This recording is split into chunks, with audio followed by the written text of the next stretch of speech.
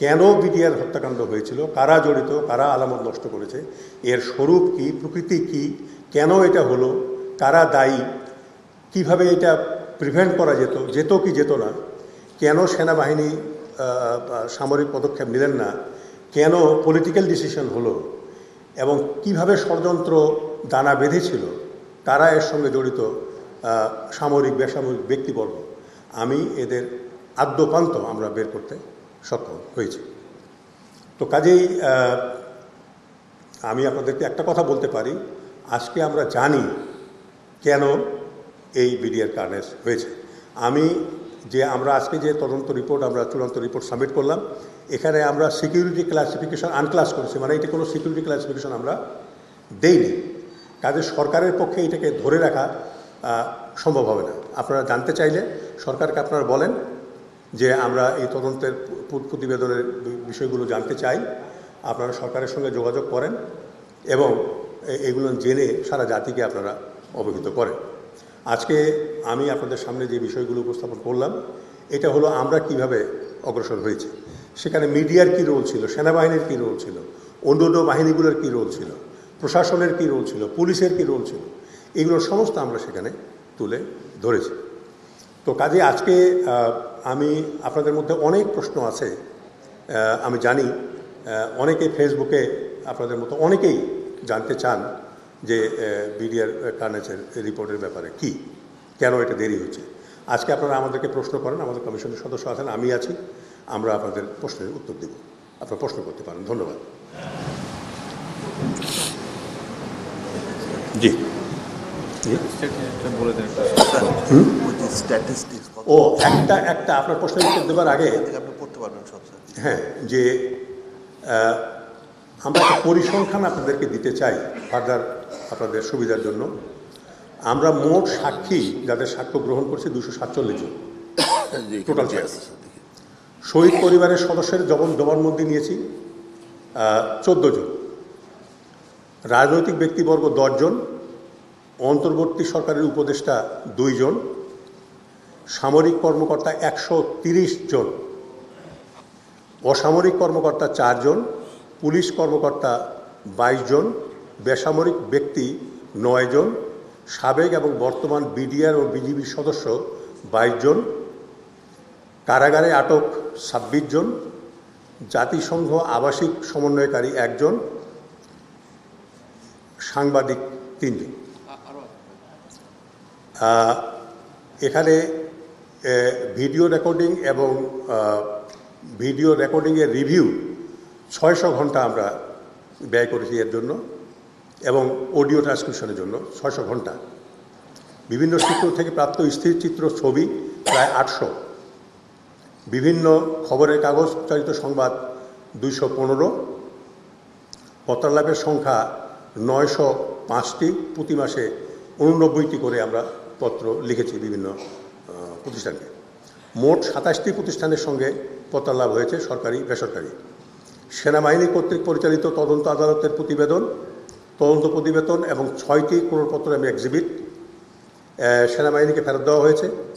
জাতীয় তদন্ত কমিটির প্রতিবেদন, যেটা আনিসুজ্জামান সাহেবের সঙ্গে হয়েছিল, সেখানে স্বরাষ্ট্র মন্ত্রণালয়ে ফেরত দেওয়া হয়েছে তদন্ত প্রতিবেদন।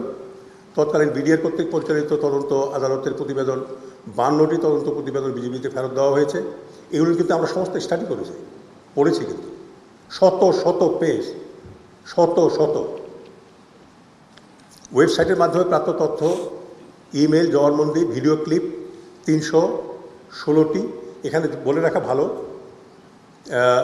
আর্মি সেনাবাহিনীর যেসব জেনারেল এবং অফিসাররা বিদেশে আছেন, কেউ পলাতক অবস্থায় আছেন, কেউ চাকরির সুবাদে আছেন, কেউ দেশ থেকে চলে গেছেন, গিয়েও সেখানে বসবাস করছেন, তাদেরও কিন্তু আমরা স্টেটমেন্ট নিয়েছি এবং জুমে এসে তাদের সঙ্গে আমরা কথা বলেছি।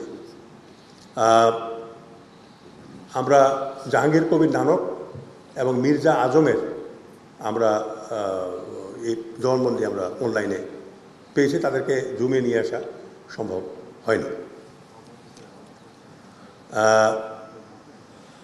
শহীদ পরিবারের সদস্যদের সাথে আলোচনা একবার হয়েছে, বেঁচে ফিরে আসা অফিসারদের আলোচনা একবার হয়েছে। জাতীয় সংসদ অধিবেশনে করণীয় অনুলিপি 25শে ফেব্রুয়ারি থেকে 30শে মার্চ 2009 সেখানে কি আলোচনা হয়েছিল সেটা প্রদর্শিত আমরা পেয়েছি। প্রদর্শিত প্রতিষ্ঠান হলো ডিজিএফআই, র্যাব, বিজিবি সদর দপ্তর Pilkhana, border guard, training centre and college. সেটা কিন্তু আমরা ভিজিট করেছি সেখানে। আর ডিজিএফআই এবং র্যাব থেকে প্রাপ্ত দলিলাদির তালিকা এটা আমরা ফেরত দিয়েছি, কালকে ফেরত দেওয়া হয়েছে এগুলো। তো এই সব ছিল পরিসংখ্যান। আপনারা এখন প্রশ্ন করতে পারেন।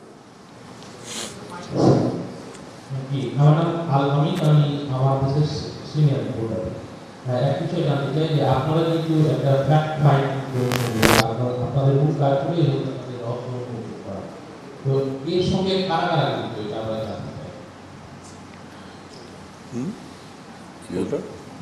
এর সঙ্গে কারা কারা জড়িত না, তাও কি কমিশন বল, কোন পত্রিকার? এর সঙ্গে যারা জড়িত তাদের মধ্যে আমরা রাজনৈতিক ব্যক্তি পেয়েছি, এর মধ্যে সিভিল জড়িত। নামগুলো আমরা বলতে চাচ্ছি না, কারণটা হলো যারা জড়িত তারা তো কোর্টে মামলা হয়ে এখনও হয়নি মামলা। আমরা তো শুধু তাদের জড়িত থাকা তদন্ত করেছি এবং কী কী মানে অপরাধে তারা জড়িত সেগুলোকে আমরা মেনশন করে আমরা সুপারিশ করেছি। কাজে তাদের সামাজিক অবস্থান বিবেচনায় আমরা এটা গোপন রাখতে চাই।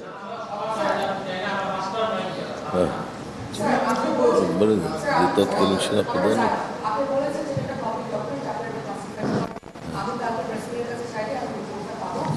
দিয়ে দিচ্ছি। না না, রিপোর্ট চাইলে আপনি পাবেন সেটা আমি বলিনি, আমি বলছি আপনারা চাইতে পারেন সেখানে, এবং আমরা আনক্লাস করেছি যাতে এটা সবাই জানতে পারে। স্বরাষ্ট্র মন্ত্রণালয় 11 কপি দিয়েছে এবং স্বরাষ্ট্র মন্ত্রণালয়ে আমরা 11টি কপি দিয়েছি। ওখান থেকে নিতে পারেন। That does mean it's a public document. So what's the problem to make it public? No problem. No problem. There is no. So why don't you share the findings, the core findings of the? We have no problem in sharing with you the findings. কিন্তু কথাটা হলো যে আমরা টপের দাব বলবো, কিন্তু নিচে যারা জড়িত আছে যেমন মনে করেন সেগুলো না আমরা বলতে চাই না। এক নম্বর হলো যেমন প্রাক্তন প্রধানমন্ত্রী শেখ হাসিনা, ব্যারিস্টার ফজলেনুর তাপস, শেখ সেলিম, মির্জা আজমের কথা আমি বলেছি, তারপরে নানক, জাহাঙ্গীর কবির নানক, সাহারা খাতুন এবং জেনারেল তারেক এবং প্রাক্তন সেনাবাহিনী প্রধান জেনারেল মঈন এবং প্রাক্তন ডিজিএফআই প্রধান জেনারেল আকবর। এগুলোর নাম উপর লেভেলের, এগুলোর নাম আমি আপনাদেরকে জানালাম আর কি। বাকি আপনারা মন্ত্রণালয়ে আপনি যান, তাদের সঙ্গে কথা বলেন, এবং আমি আশা করি যেহেতু আমরা কোনো ক্লাসিফিকেশন দেইনি আমরা আপনারা পেতে পারবেন সেটা।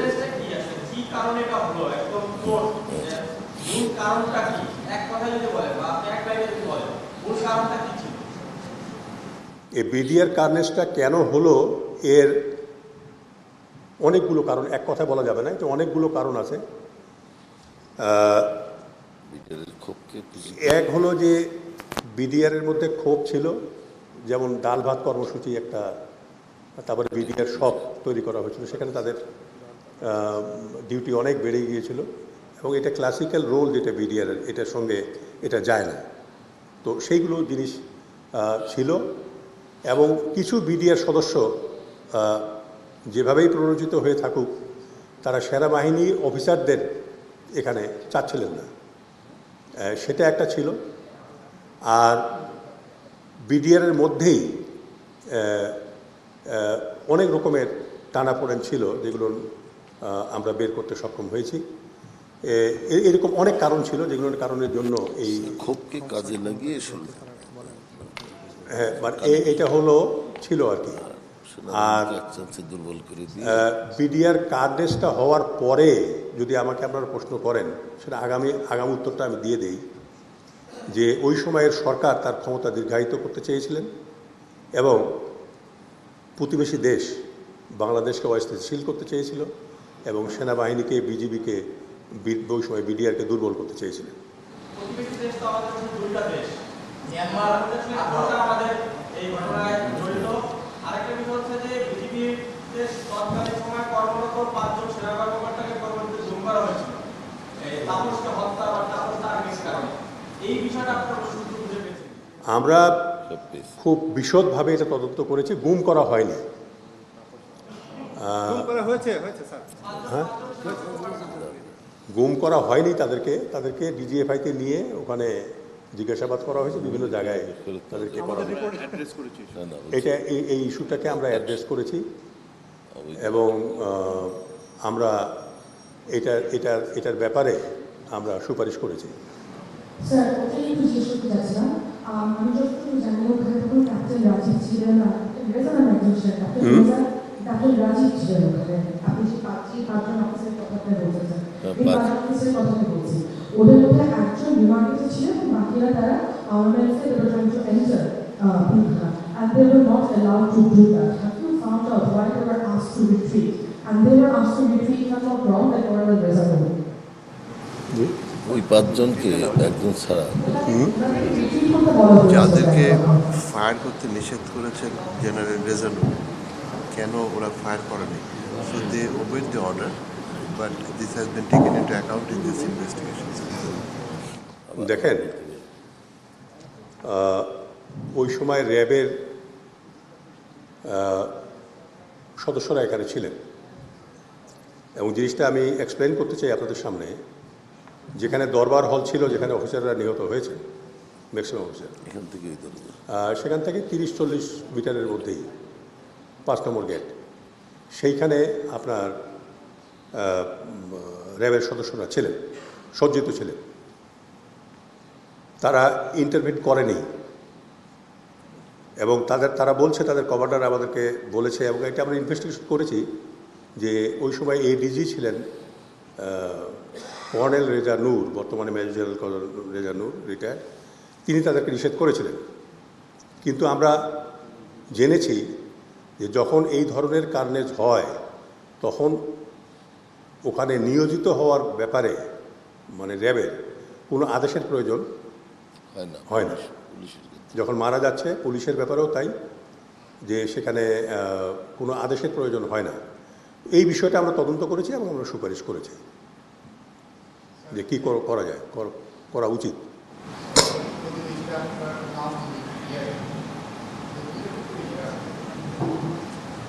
জি,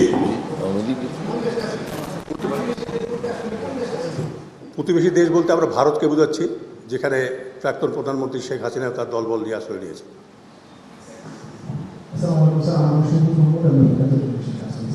আপনি বলছিলেন যে এটার কারণ হিসেবে সবাইকে ডালভাত কর্মসূচির একটা বড় কারণ ছিল, এইটা নিয়ে অসন্তোষ ছিল। কিন্তু আমরা এর আগে যত গণমাধ্যম বা যারা পরিবার আছে তারা এই বিষয়ে কথা বলেছে যে ডালভাত কর্মসূচিটা আসলে সামনে আনা হয়েছে একটা কারণ হিসাবে, তো আসলে কি আপনাদের কাছে বলে যে ডালভাত কর্মসূচি আসলে ষড়যন্ত্র আগে থেকেই ছিল, ডালভাতে গেলে ক্ষোভ কাজে লাগে। শোনেন, কথা হচ্ছে যে এই বাহিনীটাকে দুর্বল, না ঠিক আছে, এই বাহিনীটাকে দুর্বল করার জন্য এবং বাংলাদেশকে অস্থিতিশীল করার জন্য ষড়যন্ত্র ছিল এবং এই কাজগুলোকে ডালভাতের কর্মসূচি, তারপরে বিডিআর সব আর্মি অফিসার কেন এখানে এসে তাদেরকে কমান্ড করছে, এই বিষয়গুলোকে সামনে এনে এগুলোকে ব্যবহার করা হয়েছে। বলছেন আপনি যে আসলে ষড়যন্ত্র ছিল আমাদেরকে দুর্বল করে, দেশকে অস্থিতিশীল করা এবং বাহিনীগুলোকে দুর্বল করা। আমি প্রথম আলোতে কাজ করি, যেটা জানতে চাই সেটা হলো যে রাজনৈতিক ব্যক্তিদের নাম আপনারা বলেছেন যে তাদের সম্পৃক্ততা পেয়েছেন, তারা কোন পর্যায়ে এসে কিভাবে সম্পৃক্ত হলেন এবং এই হত্যাকাণ্ডের সঙ্গে যে সেনা কর্মকর্তাদের নাম আপনারা বলেছেন, এদের এই প্রক্রিয়া আসলে কিভাবে হলো এবং সম্পৃক্ততার পর্যায়ে আসলে কিভাবে ছিল, সমন্বয়টা কিভাবে হলো? এগুলো একটা দীর্ঘ সময় ধরে এটা হয়েছে আর কি, এটা একদিনে হয়নি, একটা দীর্ঘ সময় ধরে এগুলো হয়েছে। যেমন তাপস এসে মসজিদে বসে মিটিং করেছেন, বিভিন্ন ট্রেনিং গ্রাউন্ডে বসে মিটিং হয়েছে, অন্য অন্যদের সঙ্গেও এখানে জুমার নামাজ পড়ে তারপরে মিটিং হয়েছে, তারা অফিসে গেছে, বিভিন্ন সময় একটা দীর্ঘ সময় ধরে কিন্তু এই ষড়যন্ত্রগুলো হয়েছে, একদিনে হয়নি, এক পর্যায়ে এটা এটা একদিনে হয়নি, এবং সর্বশেষে গিয়ে এই কিলিংটা হয়েছে আর কি। এটা নির্বাচনের আগে এটা এটা এটা যদি আপনি ধরেন 2009-এ এটা হয়েছে, 2008 থেকে শুরু হতে বলতে পারেন না। হ্যাঁ, 2008-এর নির্বাচনের পর থেকে শুরু হয়ে 2009-এ গিয়ে এটা নির্বাচনের আগে এটা হয়েছে। আমি মিডিয়া এখন থেকে বলছিলাম, আমি মিডিয়া হত্যাকাণ্ডের পরে এখন পর্যন্ত সবথেকে বেশি যেটা প্রচলিত কথা সেটা হচ্ছে যে সেনাবাহিনীকে দুর্বল করার জন্য ওই সরকারকে টিকিয়ে রাখার জন্য এটা একটা স্টেপ ছিল, যেটাকে বলা হয়। আপনারা তদন্তে কি এই ধরনের কোনো বিষয় কি তুলে ধরতে তদন্তে উঠে এসেছে কিনা যে সেনাবাহিনীর চৌকস এই যারা সেনাবাহিনীতে কাজ করতেন, যারা মিডিয়ার বিরুদ্ধে মারা গেছেন, এই ব্যাপারটা আসলে বড় একটা ভূমিকা কিংবা এই ব্যাপারটা আসলে কাজ করেছে যে সেনাবাহিনীকে দুর্বল করার জন্য এবং ক্ষমতা টিকিয়ে রাখার জন্য এই ধরনের একটা হত্যাকাণ্ড হয়েছে, এরকম কোনো কিছু আপনাকে তদন্তে উঠে এসেছে? অবশ্যই আমরা পেয়েছি এই বিষয়গুলো আমরা তদন্তে পেয়েছি যে সেনাবাহিনীকে দুর্বল করার একটা প্রয়াস ছিল এবং ক্ষমতা টিকিয়ে রাখবার জন্যও একটা প্রয়াস ছিল। যেমন ধরেন আপনি, এটা আর্মির ব্যাপার, আপনাকে বোঝার জন্য বলছি যে একজন অফিসার যিনি অতিক্রান্ত হয়ে যান, সুপারসিডেড হয়ে যান 3 বার, তার আর প্রমোশন হয় না। এই বিডিআর বিদ্রোহে বা হত্যাকাণ্ডে যারা সরকারকে সহায়তা করেছে এদের মধ্যে এদেরই সংখ্যা কিন্তু বেশি, এদেরকে কাজে লাগানো হয়েছে এইরকম। হ্যাঁ, এবং যে সেনাপ্রধান জেনারেল আজিজ, তিনি লেফটেন্যান্ট কর্নেল হিসাবে সুপারসিডেড হয়ে গেছেন এবং তার চাকরি থেকে চলে যাওয়ার কথা, তো তাকে প্রমোশন দিয়ে ডিজি বিডিআর করা হয়েছে এবং তার পরবর্তী পর্যায়ে সেনাবাহিনী প্রদান করা হয়েছে। তাহলে আপনি বুঝতে পারছেন যে কী অবস্থা। তো এই ধরনের দুর্বল জায়গাগুলোকে অ্যাড্রেস করে সরকার সেনাবাহিনীকে দুর্বল করবার, দেশকে অস্থিতিশীল করবার এবং তার ক্ষমতা কক্ষিগত করবার ব্যবস্থা করেছে, এবং ধীরে ধীরে সেনাবাহিনীতে ওই সব অফিসারদেরকেই কিন্তু পদায়ন করা হয়েছে ঠিকমতো জায়গাগুলোতে, যাতে সেনাবাহিনী এফিশিয়েন্টলি কমান্ডের অধীনে না থাকে। আমার একটা প্রশ্ন ছিল, জি